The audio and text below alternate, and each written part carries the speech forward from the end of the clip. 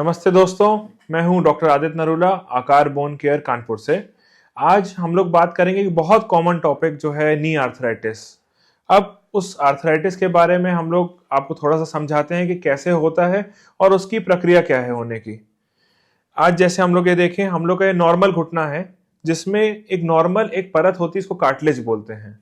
जैसे जैसे एज बढ़ती है ये कार्टिलेज डैमेज होता रहता है और इस कार्टिलेज में ऐसे गड्ढे होते रहते हैं। एक बार ऐसे गड्ढे होने चालू हो जाएं तो आर्थराइटिस जो है प्रोग्रेस करता रहता है। अब उसको बचाना कैसे है और उसके तरीके क्या क्या हैं उसके बारे में जानते हैं।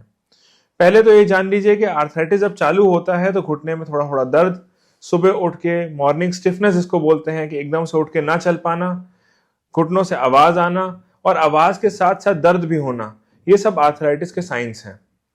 जमीन पे पलथी मार के बैठने के बाद जब उठते हैं उस समय दर्द बढ़ जाना, ये भी एक आर्थराइटिस का पार्ट है।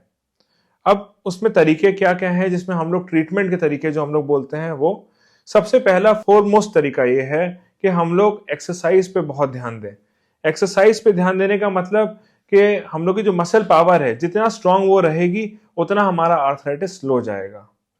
नेक्स्ट तरीका होता है, अगर मसल पावर बढ़ाने के बाद भी, एक्सरसाइज के बाद भी हम लोग का पेन कम नहीं हो रहा है, तब हम लोग को उसमें मेडिकेशन या दवाइयां इंक्लूड करनी पड़ती हैं। अब दवाइयों के बारे में बात करें तो चिकनाहट बढ़ाने की बहुत सारी अच्छी दवाइयां अब मार्केट में आ गई हैं जिसको लोग लेते हैं, हम लोग डॉक्टर्स प्रिस्क्राइब करते हैं, बहुत अच्छा इंप्रूवमेंट आता है।